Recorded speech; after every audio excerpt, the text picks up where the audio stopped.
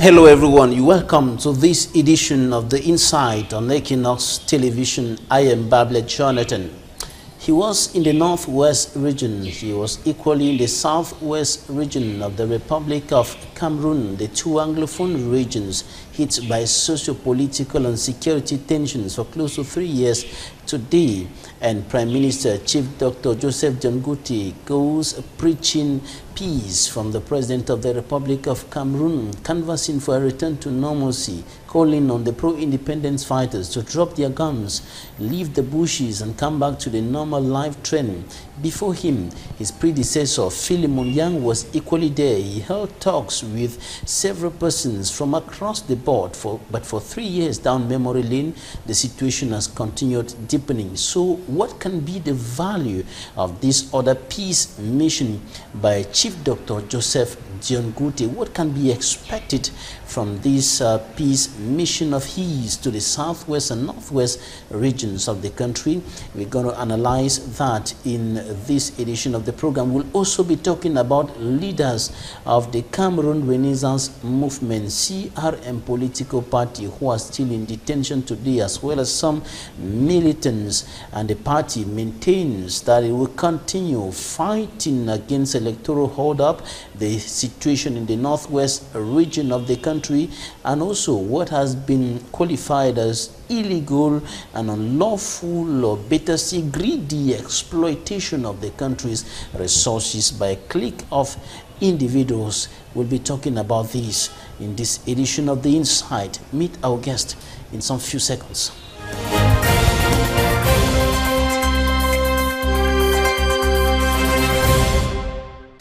Our guest in this edition of the program is a senior legal mind. Barrister Christopher NDONG is the Secretary General of the Cameroon Renaissance Movement, CRM political party.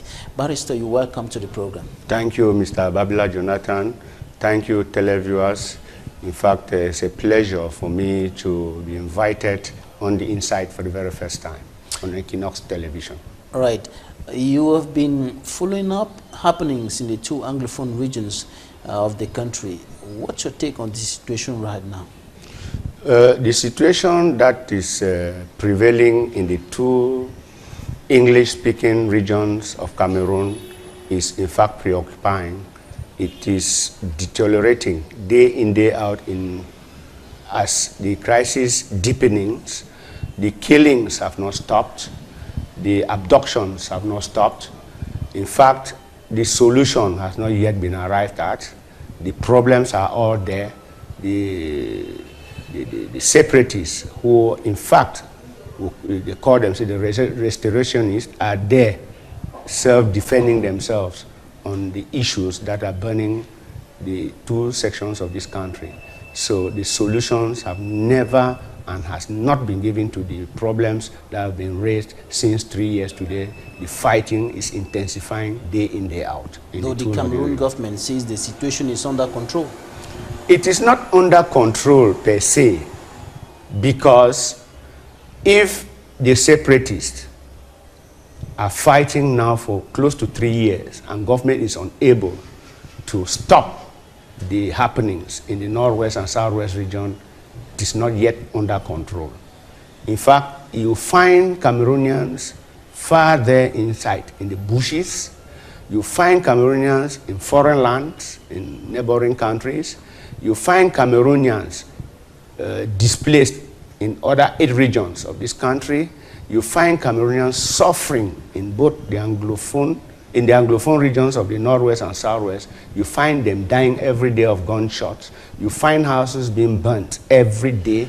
You find businesses violently brutalized every day by administrative authorities. You find that people are not living as normal as was the case before this crisis. In fact, we cannot say the problem is under control. The Prime Minister was there in the northwest and southwest. The killings, the fighting is ongoing. How can we then seek to say it is under control? It is not yet under control because the separatists are still maintaining their grounds and the attacks are multiplying day in, day out.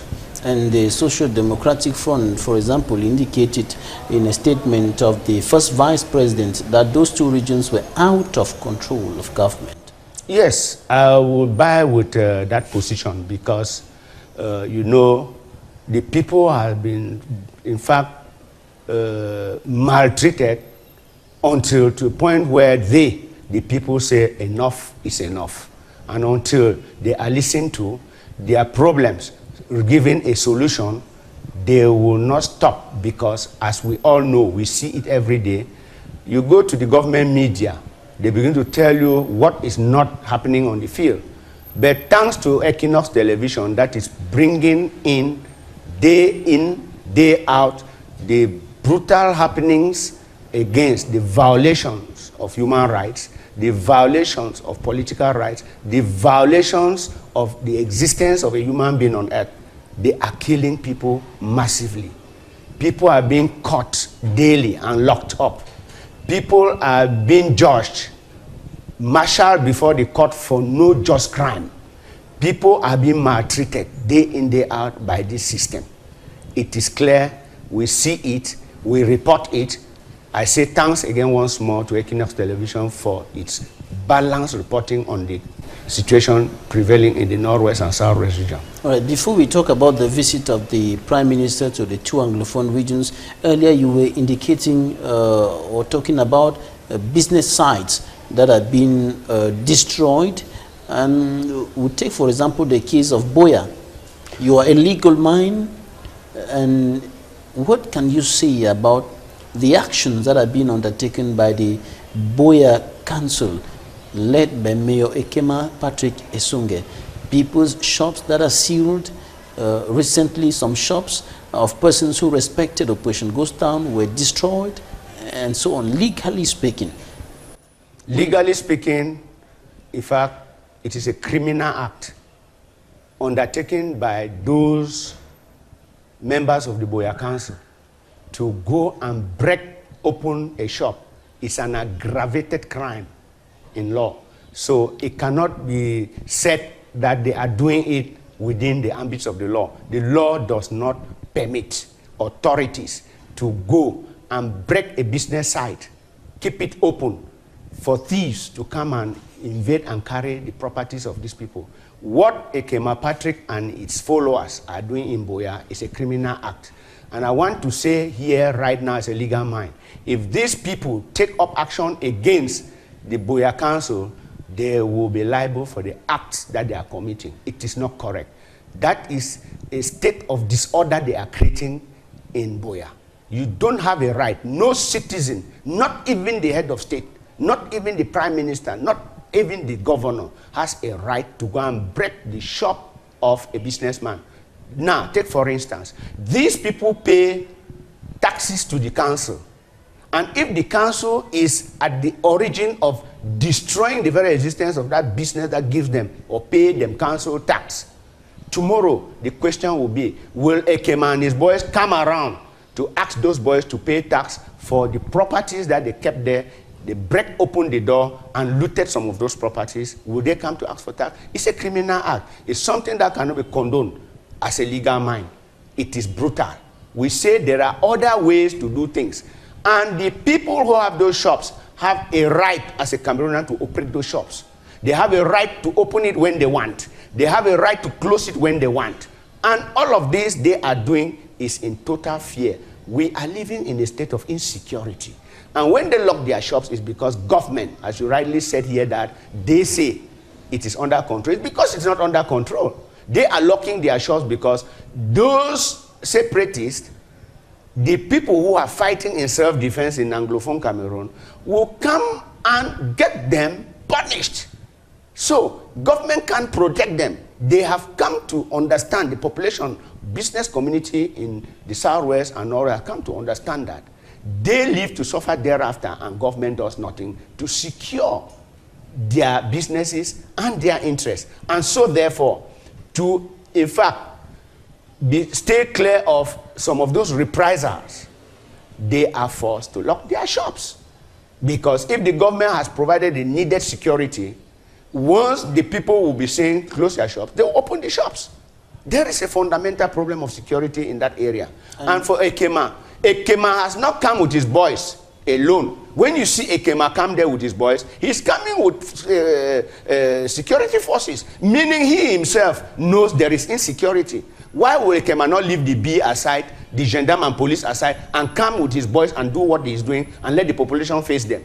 You see that they too are afraid of the insecurity that reigns in that area. And when they come to carry out these barbaric acts, they come with security and gunmen. We see them on television. We see them physically when we are in Boya, when those things are happening. It is in the social media. So you have to understand, Cameroonians have to understand that if a Kema thinks it is secured and wants to show as an example to the people of the Southwest that he can come and open that place without forces of law and order, he should come.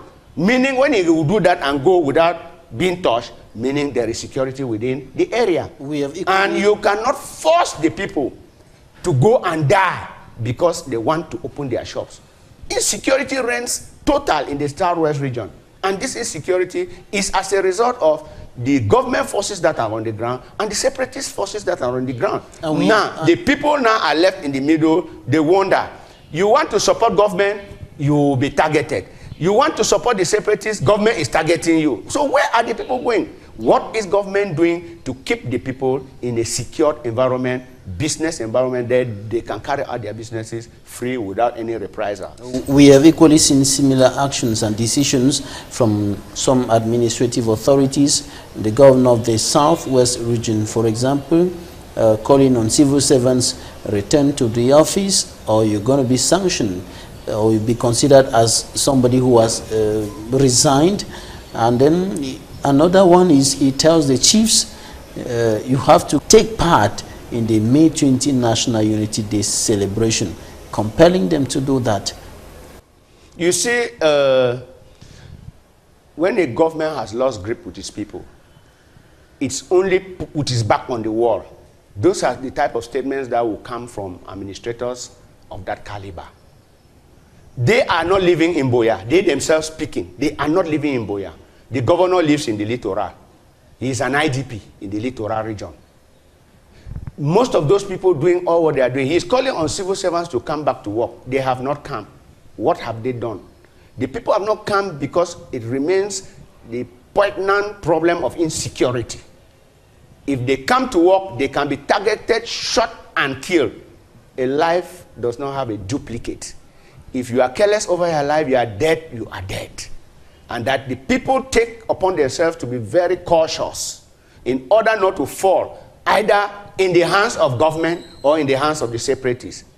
The solution to them is to quit the place and let those who think are fighting should be fighting their fight. So, he has made the call. Civil servants have not come. They are out there in the regions. The chiefs were told to go. In fact, it's an aberration. Myself, I'm a chief. You cannot come. The chiefs were not put there by the governor. The chiefs were put by its people, who has a custom and a tradition. You don't come and impose obnoxious cultures or habits to a people. The chiefs, in a memorandum, refused that they were not going to carry out that order. And it stays. In fact, I doff my hat for the first time to the Southwest chief for taking that stern decision. You cannot get to that level to insult a culture, a people, because you want to fulfill political aspirations. No, they have held strong. We are waiting. 20th May is 4 days from today. We are waiting. But as they have decried, they are not going to march. They will not march and nothing will happen to them. It is not because the chiefs are auxiliaries to administration. There is the administrative part that those chiefs are responsible to do for and on behalf of the government and the people they rule. There is equally that cultural part that the chiefs uphold for its people, its culture, and its identity. Let the governor who was appointed by the head of state not come and mingle with the cultural functioning of the Bakweri people or of the Southwest people. And May 20. It is, in fact, a childish declaration for an administrator of that top level to come and tell the chiefs to go and hold a placard. Let his people follow them. The people who voted those, who brought, that is, who enthroned those chiefs, will not. And they had sounded behind their chiefs that they will not follow those chiefs, and that those chiefs will not dare, because it will be an abomination to the culture, practices of those people of the area. And May 20, Cameroon will be celebrating National Unity Day.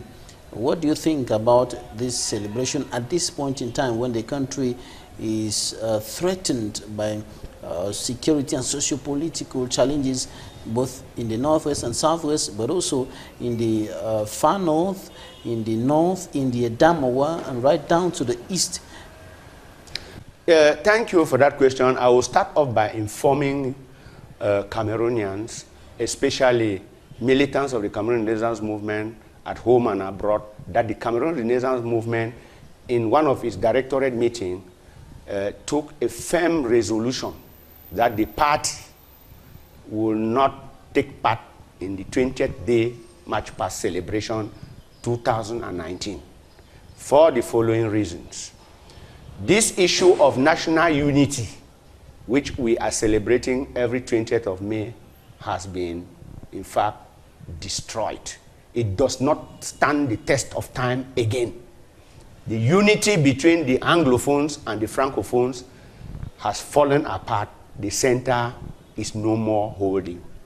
So therefore, it has been compromised, and we don't see the necessity. The values that brought this unity have been destroyed. The values that brought these people together has been destroyed by the ruling class. Look at the northwest and southwest region. The number of deaths, the numbers of runaways, those who have been buried, people are crying, loss of business, loss of their properties. You start talking of 20th May. Where is that unity when killings going on in these two regions? I think at minimum 20 per day in the northwest, in the southwest, 25 in the northwest region. Per day, they are killing, burning, destroying. And you come to tell the same people that there is unity. Which unity? The Prime Minister was in the northwest. He went there to talk to northwesterners. But we didn't see the northwesterners there in the northwest.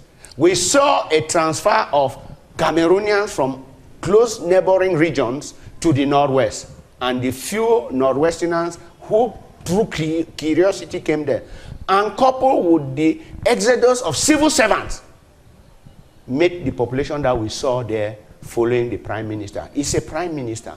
Let me tell you, the Prime Minister is carrying his crusade for peace. That dialogue, the head of state have said this, the head of state have said that.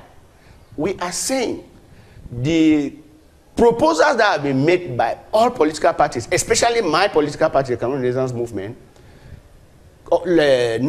sister political opposition parties, the churches, NGOs, civil society organizations, and even foreign government who are partners to Cameroon, and even international organizations like the UN, European Union, AU, have proposed to this government that the way out to this crisis is an all-inclusive dialogue. The Prime Minister, after knowing that 2 other Prime Ministers have done that crusade to Bamenda and to the south where it has not yielded fruit, would have changed tactics. The style is the same. The method is the same. It will end up not yielding the fruits because it will fail like the others. One. Why is it bound to fail? It was bound to fail because the Prime Minister on leaving Yaoundé to Bamenda knows that the children of the people in Bamenda is going to meet are locked up in Yaoundé. To dialogue is to release them. You now move with them to Bamenda and say, my people, your children that were caught and locked up because of this misunderstanding, because these are them. We want now to do an inclusive dialogue. They are now at your disposal. It will now start giving a pace for dialogue. Even if he left from here, he was in the northwest. They are being locked up in the northwest prisons. They are there. He would have stood there on the grounds of the northwest and said, my people, I have come. I am a messenger from the head of state. He has sent me to come and tell you, peace, peace, let us dialogue. He releases those locked up in Bamenda. That would have been the beginning on a face of dialogue. People will come out. In fact, his reception would have been wonderful more than we saw. The Bamenda people are a peaceful people. The Anglophone people are a peaceful people. But they want to see concrete moves. But everybody knows you cannot lock up their children in Yaoundé, lock them up in Bamenda, lock them up in Bafoussam, lock them up in Kribi, Douala and Yaoundé. You leave their children in dungeons, suffering, but the Yaoundé administration abusing their rights. You are going to Bamenda to tell the ailing and crying and bleeding mothers that I have come for dialogue. Dialogue. Anglophones have leaders. Northwest have leaders whom you can approach and dialogue with them. You have locked them up in prison. That is what we are saying. But government says that they committed some crimes and so justice must follow its course. Look, it is enshrined in legal instruments in Cameroon and Africa and the world that what these people were claiming were the rights inscribed in those laws. For you to ask for road to be tarred from Babaju to Bamenda, the prime minister passed there. How did he feel?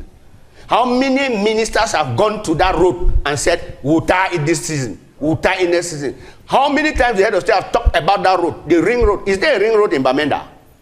Many other promises. When the people turn now to ask their rights, you tend to arrest them.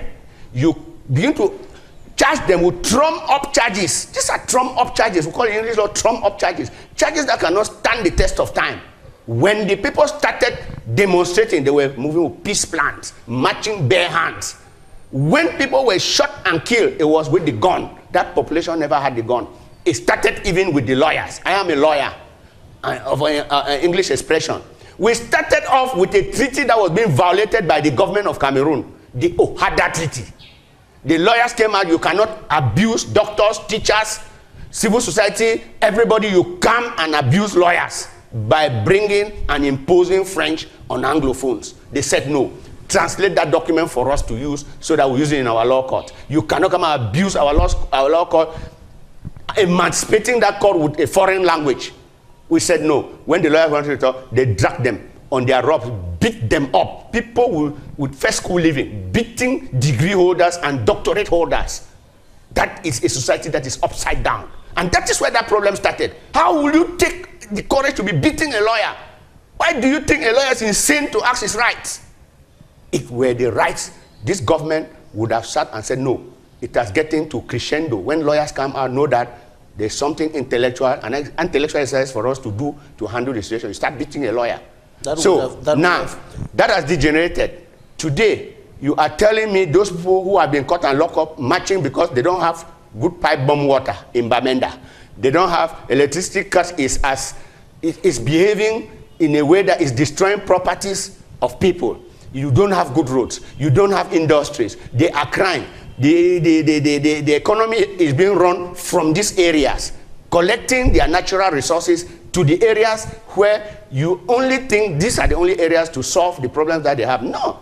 When people cry of their rights, it is a legitimate claim. It is not a secessionist claim. They are claiming that they don't have these amenities. The government would have given them or provided them with those amenities. The government would have calmed them and said, we have heard. Take measures. I've given you only one simple road from Babaju to Bamenda. What has the Bamenda man done to this government? What has the Bamenda man done to these people? What have Anglophones done to these people? That they should be punished, relegated, marginalized, tortured, and even sentenced to death because they are crying that you have not done something that is my right to have. All right, before now, the government was rigid on a certain stand. For example, we had government authorities saying the form of the state is non-negotiable. In other words, things like federalism could not be on the discussion table. But now, Chief Dr. Joseph Jangote goes to the northwest, to the southwest, and says government is now ready to discuss everything except secession. Thank you. You see, it takes a long time for some people to reason. If they have decided now to reason effectively that things that were taboo yesterday When we started telling them that it is not a taboo subject, they said it's a taboo subject. The Prime Minister, Chief John Gute, was a member of the delegations, one of the delegations that this government set in place. At the time, the Anglophones were crying of the problem. They went to England, they went to Commonwealth, they went to Germany, they went to America, spreaded themselves all over. That is a group of people who are trying to disturb. They don't have a problem. We are taking it under control. It is the Prime Minister. He was one of those who went and preached that there is no problem in the Anglophone zone abroad. Today, he has come. He's not telling us why has he come to the logical conclusion now that federation that was a taboo yesterday, today is to be negotiable. Today, the people have shifted from that one, since you have refused, or to self-defense. Self-defense has pushed them now to independence. They want to separate. You say it's a taboo. It is a mistake. Except if you are going in for dialogue, you don't start choosing from the other side what they should bring to the dialogue table. It's a mistake. Allow them come with all what they have as problems to come and put on the table. Give them that opportunity to debate with the other side, with arbitrators, to see and know the advantages and disadvantages of what they are doing. Caution, try to see what we can take which is good, throw away the one that is bad. You start choosing from my own basket what I should put on the table for discussion. It's not correct. I heard the PM, the secessionists have not chosen from the government basket to bring what they have to bring. First of all, they don't have anything to bring. They are only all the time choosing from the opposition basket, from the secessionist basket. What is their own contribution? I heard the PM say they have condemned all the options. Government has condemned all the options. So they should not be behaving like pigs. You know, that's the only animal that can vomit, turn around and eat.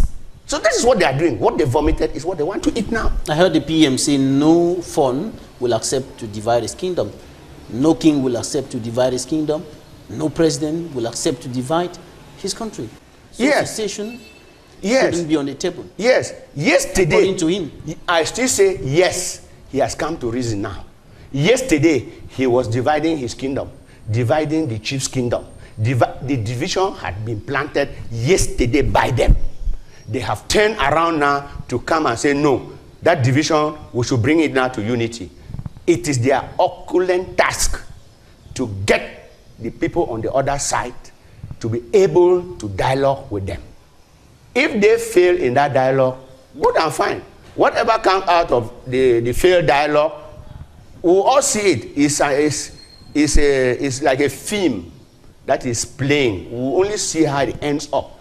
He is in his role as a prime minister, a peace crusader, a dialogue crusader, to call on. But I'm saying, those people he's touching, he's only trying to go and wipe tears. But the tears flow like rain, like water. What he should do, the leaders for those people are in prison. The leaders for those people he's meeting are abroad. The leaders and children, brothers and sisters of those people are locked up by them. You cannot tie somebody's hands with a big rope. Tie it very well. Then you say, monsieur, clap. That man will clap. It's impossible. You tie somebody's hands and say clap, you will not be able to clap. That is what they are doing. Losing the rope. The rope is release those people in prison. Now, what has these people done? You are only catching and locking up the people who are crying for their rights. What of the atrocities of the military? They say it's a regalian tax. But it is an abuse and violation of people's human rights. And talking about the military, the Prime Minister indicated that if the pro-independence fighters drop their guns, the President of the Republic will instruct the military to leave the two Anglophone regions. You and your political party, other political parties are clamoring for demilitarization. In this fight, there is somebody who is in control, who is the Prime Minister and his government. One, he owns the army. The presence of the army in the north and southwest is uncalled for. He should withdraw it. The separatists have not come that we should die like all. But the government says the separatists are not on a crusade. And to protect the territorial integrity of the country. So that one is true. It is in the constitution. It's what is agreed within every nation. But let the army go to where they were at the time this war was not. We had army in this country. They were living in Bamenda. But the way these armies are moving in all nooks and crannies of Bamenda, harassing, raping, stealing, breaking shops, breaking open places, scaring away people. That is not the work of an army. This army is not, that is not security. That is thievery. These accusations they should take them away have been coming and up allow the citizens to live free. Knowing that they have an army, the army should go to its barracks. These accusations have been coming from political leaders like you, civil society leaders, and even international and national non-governmental organizations. But the government has maintained, the Minister of Territorial Administration, the Minister of Communication, and even the Minister of Defense have maintained that the army is professional. The army has been doing its job within the ambit of professional norms and efforts. Let me tell you, and let it be known and known clear. The job of a military is to fight foreign army, a foreign invasion. The job that the army is doing now is not his job. Security within the country is carried out by the police force, not by B, not by army, not by those elite forces that I am seeing. How can a government say the army is doing a job? You take elite materials, modern technology, you are going towards a population that has not got arms. If you cannot identify your enemy, stratify, change strategy to be able to enter that population, get out the enemy. Don't kill innocent people. That's what we are saying. Right. Don't burn down the houses of innocent people. That's what we are saying. Allow the innocent people to go freely with their business. That's what they are saying. Allow the innocent people cry out for their rights. If we don't complain, government will not know that he is doing something good or bad. So that complaint should instead motivate government to do something. But yet we have understood 3 years thereafter that the complaints we are making is instead radicalizing government. I have never seen that. Will the government go and satisfy the conditions of a people in Nigeria or in Canada? Yes, I think that is what they do, because all the monies they carry from here, they go and keep it there to satisfy people outside, not Cameroonians. All the monies we work here, they still pack in their houses in billions. There are movable thieves around. They are not arresting them. We say they should arrest them. They carry you and put in prison. Professor Maurice Kamto says, I have won the presidential election. These people have, the government have failed in making the African Nation Cup come to the country because in its government, people have stolen huge sums of money. Open an inquiry and arrest those people. They are criminals. You catch him and lock. Is that not a good idea? Is it not a good idea? Why do you lock somebody who has no crime? We'll be coming while the criminals are outside. So what we are saying, let the government listen to the people, seek means and ways to solve the problems of the people, rather than brutalizing, killing, maiming, destroying, and in fact, creating insecurity within the two Anglophone So regions. what can we expect from the mission? So to conclude, the army, the job of the army is to protect the borders. Make sure foreign incursions do not come in. That is what it works. You know, Cameroonians joined, even the Anglophone and North and South joined the Cameroonian army in its fight against Boko Haram in the north. Contributions were done in the northwest, done in the southwest. We sent it. We were all our prayers. We hailed our president for having declared war against a foreign invasion, Boko Haram. We are agreed with that. But this one where they have now turned, they are killing us. You tell me it's a regular tax? No. Let the army know its role. The police should know its role. The gendarmes should know their roles. Let them know the rights of their citizens whom they are there to defend and protect. So what can we expect from the 8-day mission of the PM to the northwest and southwest? The assessment of his mission, I have told you, it died from beginning. So only the head of state who sent him there will be able to assess and then see what he can do if it will solve the problem. But what do we get? The head of state has taken a new dimension now. He's treating. He's talking to the population to treat. This thing they had condemned. The CPD had condemned. The government had condemned. Oh, it's a forum for lies, for rubbish, junk. All of this is not correct. It's not true. Today they are using it. We are saying they will reject everything. They will turn around to come to those things. All right, because only a pig vomits and eats. No human being can vomit and eat. Okay, Barrister, we're going to take a look at what the newspapers reported this week. The press review.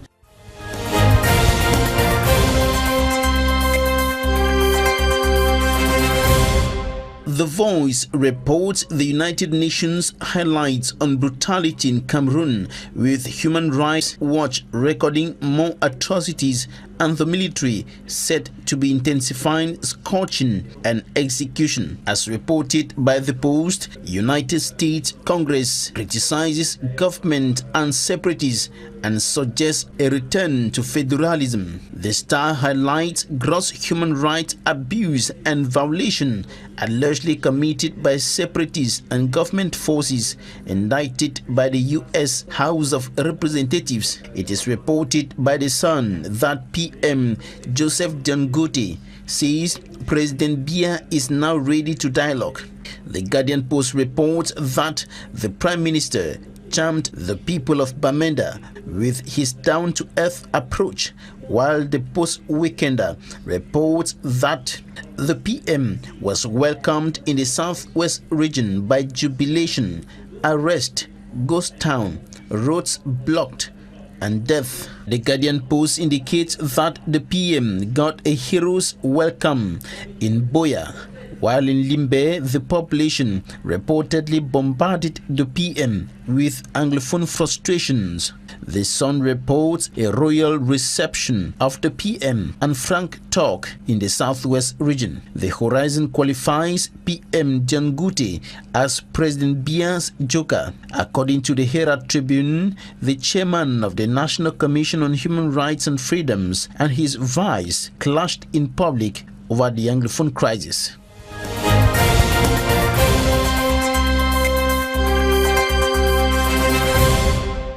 You're welcome back, ladies and gentlemen. Now we're going to talk about the leaders of the CRM, the Cameroon Renaissance Movement political party, who are still in detention till date for protesting against electoral hold-up, for protesting against the failure of Cameroon to organize the 2019 Africa Cup of Nations and the alleged embezzlement of money that was meant for the organization of that continental jamboree, the Anglophone crisis that has continued deepening, as well as the illegal, unlawful and greedy exploitation of the country's resources by a clique of individuals. Barrister, what is the situation of Professor Maurice Kamto, the other leaders and allies and of course militants of the CRM political party who have been in detention for several weeks now?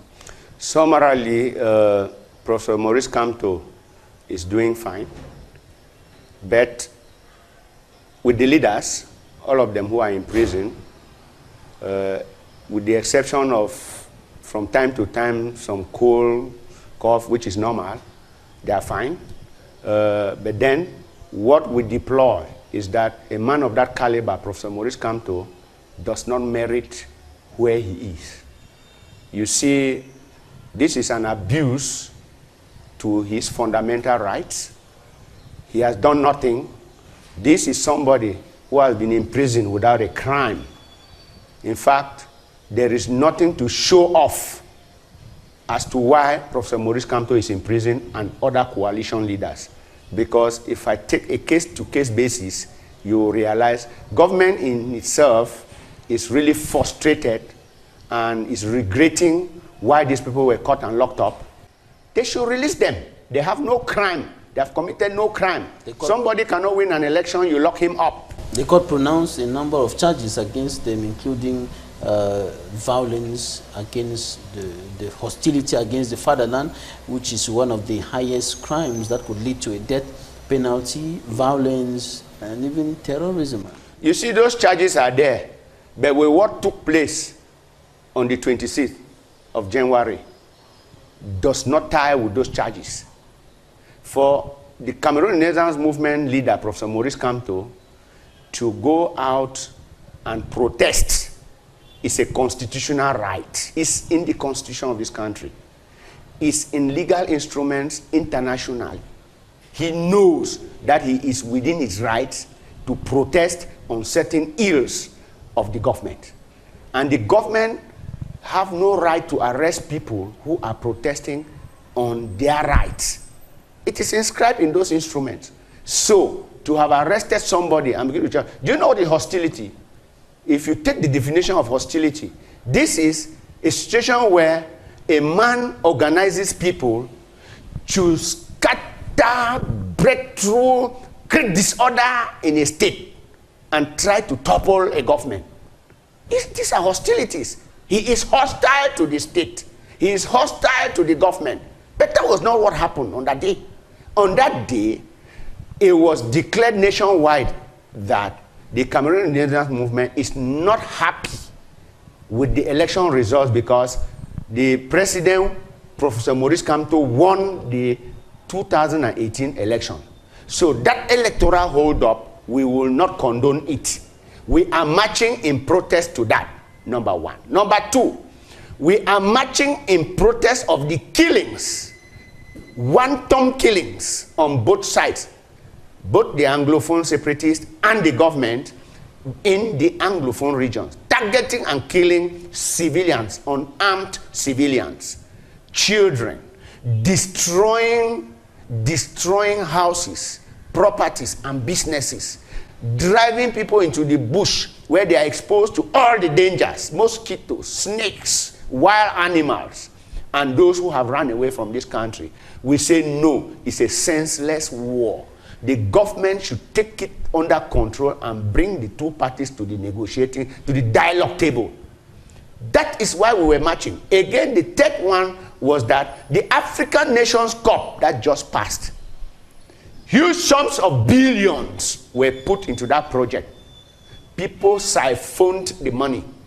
The people are today moving outside in the street. When we say these people should be investigated and if found guilty, arrested, on the contrary, they will arrest the man who is asking government to do its job. It's not correct. Maurice Kamto before the courts, if you hear the procedure have been making noise and in fact creating sensation around, it is the habeas corpus application which the lawyers for the Cameroon Renaissance Movement and the coalition filed, requesting that in law, the law says if you are illegally arrested for no crime committed, you are illegally detained for no crime, and they are violating and torturing you for no crime committed, there is a procedure they call habeas corpus. Release immediately the person if he committed no crime. And that was not those charges put against Maurice Kamto, the government is unable to sustain the charge, meaning argue to prove that this charge should bear on Professor Maurice Kamto. I'll give you an example. The Minister of Communication said that Maurice Kamto destroyed and did what in France and Germany. And when Maurice Kamto filed a suit against him for defamation, he turned his mouth and said, no, I was not saying it's Maurice Kamto, I said it was a complaint against X. You see, meaning he cannot sustain the charges he has on these leaders. What did Maurice Kamto do to be arrested and locked up? They themselves said Maurice Kamto in their results that were fabricated by statisticians and announced in the Constitutional Council said Maurice Kamto is second. Where on earth have they locked up somebody coming second? In fact, meaning if the head of state is not, is Maurice Kamto by their results. But Maurice Kamto said he won. And he has the proof. The protest move, which you mentioned, the protest move in some major towns of the country was banned. Nothing was destroyed. Nobody was perturbed. Nothing happened. But on the contrary, look at the protest itself. They shot and wounded Michelle Ndoki. On that day, she was not protesting. She was not marching. She went to the hospital to see Celestin Jammeh. That was shot as the first person. On camera, they shot her that she did what? Where is her crime? It cannot be sustained. Now, Njamin that was shot, he was not protesting. Why did they shoot at him? The other people, you saw a policeman, you have arrested somebody, you are armed, the person is not armed. You say, go, let me lead you to the car and carry you to prison. You shot him again from behind. What kind of barbarism is this? Now, come to look at it. Why is government not willing to listen to people when they complain? Nobody should complain in this country. If it is not CPDM, nobody should complain. It is not correct. The leaders locked up there are locked up for charges that are incoherent, cannot stand the test of time. They are all frivolous charges, trump-up charges, putting those people, because I want to tell you something, that there are two powers. You have political power. Professor Maurice Kamto and the CRM has gained political power in this country. We control it. We manage it, and too well. That is what brings the people to the Cameroon Renaissance movement. The government still maintains the state power, the control of the police, gendarme, army, B, all those elite forces they have created. But we are saying they should hand down that power. And of course, we are calling on these forces to be reasonable. They should not just do things because they have been ordered to do. They should know that these people too have a right. And turn around to tell the government what you are doing, arrange their problem, rather than sending us to shoot, block them, let them not do anything. You want Cameroonians to do what? No, before that, the first thing that the government authorities highlighted is at the level of the protest move, which they see was not authorized, was banned. Thank you. And so the protest move was a violation of the law. Let me tell you, the banning systematically every day, year in, out, of protests, meetings of political party is a violation of the rights of those political leaders and their militants by the government. Don't just think that we should sit and fold our arms and accept that the subdivisional officer takes all his time. He will grant only the march of the CPDM. Only CPDM does right in this country. CRM does not know the law. So all what we are doing, we respect all the prescriptions of the law and apply to match. The government violates our rights. By banning is a violation of a right. So they are violating. The sous-prefect can never be above the constitution of this country. The constitution of this country and international legal instruments which Cameroon have ratified, meaning Cameroon have accepted that those laws prime over local laws, should accept that in those laws, citizens have a right to protest. Mr. Babila, it is written in that law. Who is the sous-prefect? Those are those colonial, administrative, tyrannic structures that they keep to maintain and repress people. And that is what they are doing. We are saying, we are in modern times. It infringes on democracy. It has come to be compounded by that obnoxious bill they passed in Parliament of the 2014 law on terrorism. It has come to clot away all fundamental rights. You cannot talk. You journalists are being caught and locked up. Mimi is a case. For doing her job, you are locked up. Is that correct? Do we say that is a law? The law is bad. All right. So we are saying you cannot suppress a people all the time. The people will sit up one day and say, no, where your own ends, their own starts. So there was no violation. Now, since the creation of the Cameroon Renaissance movement, all public meetings we have been holding, in fact, we have to stress our right, then they will allow us to operate, knowing that we are right. Talking about the banning, what is the condition the subdivisional officer gives? Nothing. You just ban something without telling us why you are banning it. That's a threat to public peace. And what is public peace? Who is disturbing public peace? They say, in order not to disturb public peace, show your itinerary where you will pass. Show the places where you will march and where you hold a meeting, so that it is authorized. That is what the sous-prefect should be doing. And then when you grant it, you now send the forces of law and order internally, that is the police and gendarme, to guide the people march. It is when the people themselves now disobey the route they want to divert or they want to cause problem, that the forces of law and order should come in. You have seen it in abroad. We are watching this videos, television, all of that. When people are marching abroad, the police is there. They don't come with a gun. They move with their clubs and gas and all of that to suppress, in fact, scare away. And at the extreme, they bring water, not guns. People come with conventional weapons of first degree, ready to shoot. They are behaving like animals, this police, gendarme, and military people. It's not correct. We are not beasts.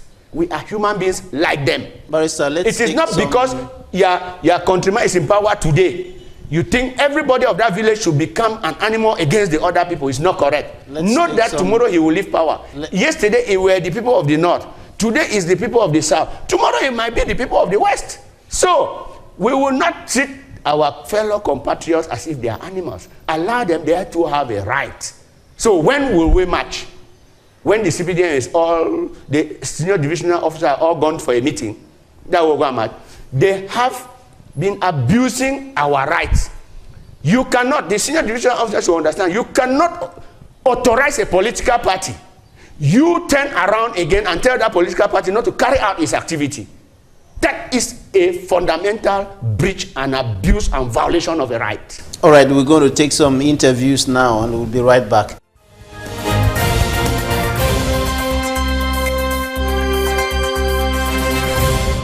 Both sides are becoming further and further radicalized. Unfortunately, I believe that the president of Cameroon is being told by his hardliners that he can win this thing militarily. There is no way that they're going to win this militarily. The violence is going to get worse in the northwest and the southwest. The arm for an arm, literally an eye for an eye, and the whole world will be blind there. The violence will spread to the West Province. It may even spread to the Littoral Province, which is the large city of Douala. I sat with President Biya a couple of months ago in Cameroon, and he told me, you know, yes, we're interested in dialogue, but the government has done nothing to show for it. They've set up some Potemkin institutions which have not done anything. We continue to press forward with our allies. We had an Arias at the United Nations aid, and it's so clear that everybody wants to move forward on this. Are sanctions on the table? Everything's on the table. What the country needs more than anything else is a genuine, open dialogue, probably to include the diasporas of the Cameroonians, because they have a great deal of interest in this. The best we can do for right now is just work with our allies to really make the Cameroonian government understand the need for a real dialogue. And if that doesn't happen relatively quickly, then we have to look at the array of other tools we have in our toolkit. Because, frankly, the possibility of sanctions is always there. The house was burned. Everything in the house was burned down. Even my pigs, they shot 5 of them and killed all of them. So we removed nothing from the house. Everything is burned down. We are just standing like this with nothing. No ID card, no books, birth certificate, nothing. Nothing. We are just, as you see us, this is how we are. With this one cloth. Us. What was inside the house like that, they break the door and enter inside. Now after that, we enter the room and when I go ahead, our grandmother still lost on the floor. Now after that, they scatter things, broke things on the floor, put things on the floor here, they burn them. Now after that, this thing, after that, in the morning, we came outside to come and see. That's why I saw how they burned the house down. I saw horrible carnage, terrible destructions, unimaginable destructions, wanton wickedness, deep-seated bitterness against the people. And as I say, 2 wrongs don't make a right.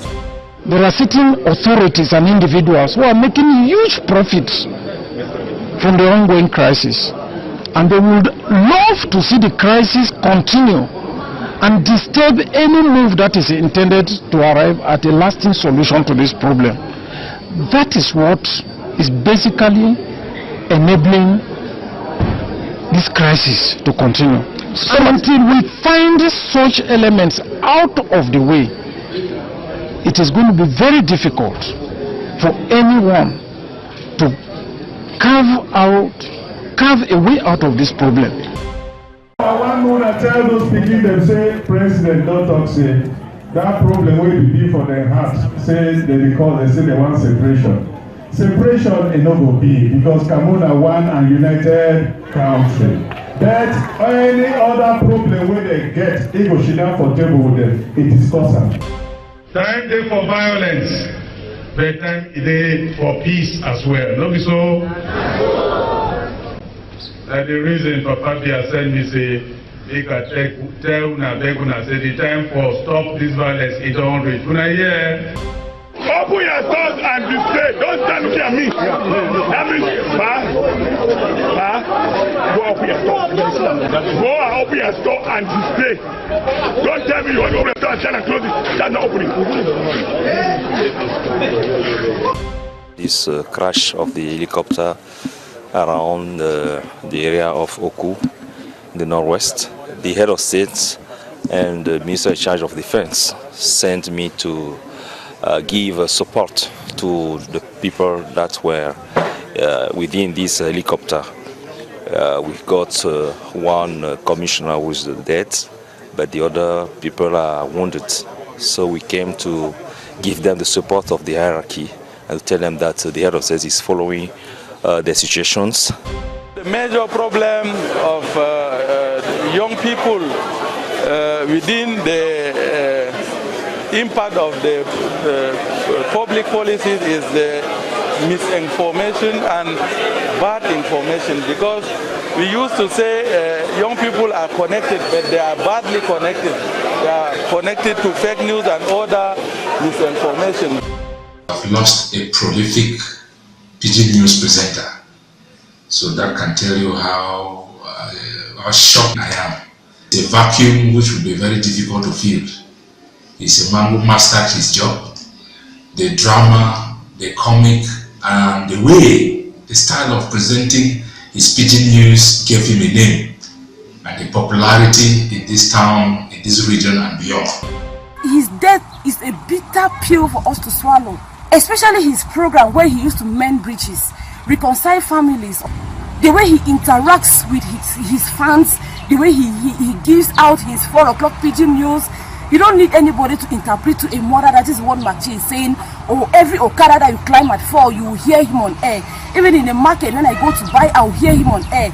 So it was really, really sad. I felt very, very touched within me.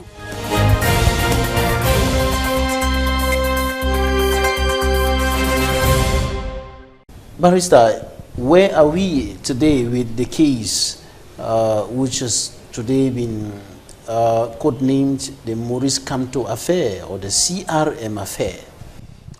You see, as I was talking, the government does his thing for the gallery. He wants to threaten everybody to pipe down. Maurice Kamto was illegally arrested. He's illegally being detained. The procedure they brought from beginning, they started off, they said it was a judicial procedure. When they found out that there was no case against him, they changed the corridor. They say it's an administrative lock-up. They then jump again out of the administrative lock-up. We hear it is a criminal matter. It should go to the military tribunal. When he went there, when they brought up their charges, our lawyers raised an objection in limine litis, stating that the court is incompetent to judge Maurice Kamto and the leaders and militants of the Cameroon National Movement, because this is a military court that judges military people, not civilians. That is where we find ourselves today. They are blocked, they are hooked, because international instruments are clear on it. You don't carry a civilian to a military court. They have transformed the military court in Yaoundé to be a court to come and begin to settle political differences through the judicial corridor. We say no. The matter is purely political and must be resolved politically, not judicial. Now, they cannot go ahead with the matter because neither the courts set up by the regime are unable to declare that they are competent to judge Maurice Kamto or not. His application is before the court. That you are incompetent, Mr. Military Judge, to judge me. I am not a military man. I am a leader of a political party. The law is clear. You don't take civilians and judge in a military court. Number two, they take our militants and sentence them more than prescribed by the penal code. Why do you give somebody for grouping 1 year imprisonment when the law says 6 months? You see the high-handedness of the judicial. The justice system is porous. With events like this, we are tempted to say it. It's porous. The people refuse to apply the law. They are breaking their oaths. The magistrates are, in fact, it is like they have all been humped up in a glass where they cannot talk. No, this is a court that does not have a syndicate. And they have been told, day one, you will see what will happen to you. They are all women. They cannot talk according to the law and their consciences. That is the oath. Let one magistrate come and challenge me here and said he did this political case with his life and conscience. I will quote Justice Fombe of blessed memory. He did wonders in Bamenda in the days of SDF, or Southern Cameroon. He released all of them. But then, the government did not crucify Justice Fombe of blessed memory. He was instead promoted to the Supreme Court. Why will others not learn? Why is everybody afraid of one man? When you took oath that you will judge according to the law and your conscience, why will you be doing things like that? No, you've taken to... They have arrested people who were merely... An event has happened, they want to come and see. They were the first to be arrested. They are dead. They are not even our militants. Some are our militants. It's not correct. You arrest people for not doing anything wrong. You arrest women and put them who have done nothing wrong. They are there. Go and look at the statements that were taken during this habeas corpus application. You will be shocked with what government is doing with its police and gendarme. It is not correct. The law courts are there. Yesterday, Ayuk Tabi, his matter was coming out, they was informed. Did not give time to notify us, his lawyers, to prepare and come out. Pam, pam, pam. It's some kind of cinema. In a split second, 30 minutes, a judgment came out irreversible. We are not worried because that one is their code. We call it how do you call batch? It's a batch. Irreversible is a batch in the justice system today. All right, you've taken it is to please their masters. So there is no justice system now. It's anything they do is pleasing their master to ask and know whether I should do what. That is what they do, the rulings of the masters. And somebody said it's difficult for one to sit on a branch and cut the same branch on which he is seated. Now, you have taken the matter to the international level. How far have you gone with the matter at the international level? We are still waiting. Our lawyers abroad and all the rest. Our lawyers abroad are on the beat. They are following the matter. Don't worry. Justice rushed is justice denied. So we're not rushing justice. It will take its normal course. It is not like here in Cameroon where the violations are so numerous. Here, they tell you at 7 o'clock night that tomorrow you'll be in court. No time for you to prepare. They harass you to come to court. They do judicial braquage every corner. You see what we have in the military court. Each time they violate the procedure, we raise it to their attention. They will sit and start shouting. Oh, well, they are not following procedure. Maurice Kamto's case is lying somewhere. It has no tail, no head. They are the ones prosecuting Maurice Kamto and the leaders. They are the ones to bring it to court. We are waiting on them to bring the matter to court. Where we are at the level of the examining magistrate of the military court when it concerns Maurice Kamto, the leaders, and all its militants that were arrested. We are before the examining magistrate. And that examining magistrate will file in an application for raising the fact that this court is incompetent to judge civilians. So that is where that procedure is standing. We did the habeas corpus application is to say, not that you have no charge against us, not that the arrest was wrong, the detention was wrong, release us. A magistrate will see a violation of a right of citizen and say the application is not receivable, it's rejected. No, what kind of justice system we are in? The judges are not independent, they are afraid of the executive. What next? as far as your resistance plan is concerned? The next step, in fact, the party has in fact come out with a communique stating that we will have to march, protest all over the country on the 1st of June and on the 8th of June. On the 1st of June, all over the national territory. On the 8th of June, we shall be protesting here in Yaoundé. A protest is a right. It is not to destroy the government. It is a right. Let them listen to us. When we are protesting, we have listed the points where we are protesting. We are protesting about the killings in the Northwest and Southwest, and that dialogue is the option they should bring it up on the table. We are protesting that the African Nations Cup today, there are people who embezzled money. They should be brought to book and judged. And we are protesting that Maurice Kamto and all the coalition leaders be released immediately without preconditions. Unconditionally, they should be released. They have done nothing. How far do you intend to go if you are not listened to? We will keep protesting, and after each protest, we'll sit, assess, evaluate, and then propose the next step of action. All right, we are not fighting. We are not going to pick up arms. We will not march with anything with bare hands. But get our message clear during this protest. I've stated them. Electoral hold up. The African Nations Cup that, in fact, people have embezzled money. Killings in the Northwest and Southwest region. Release immediately and unconditionally all those people that were arrested on the 26th, etc., and locked up in the prisons all over the country. Municipal, legislative, and regional elections are coming up. Is the CRM going to take part? The leaders are still in detention? In fact, that question is very important. Do you know why government is postponing, pushing, increasing the mandate of an already expired mandate of the present parliamentarians and councillors? It's because they don't have a grip of the ground. The Cameroon Renaissance movement is very rich. Call it now, as I'm talking on studio. You will find us put in 1 hour's time all our candidatures all over the country. We are ready.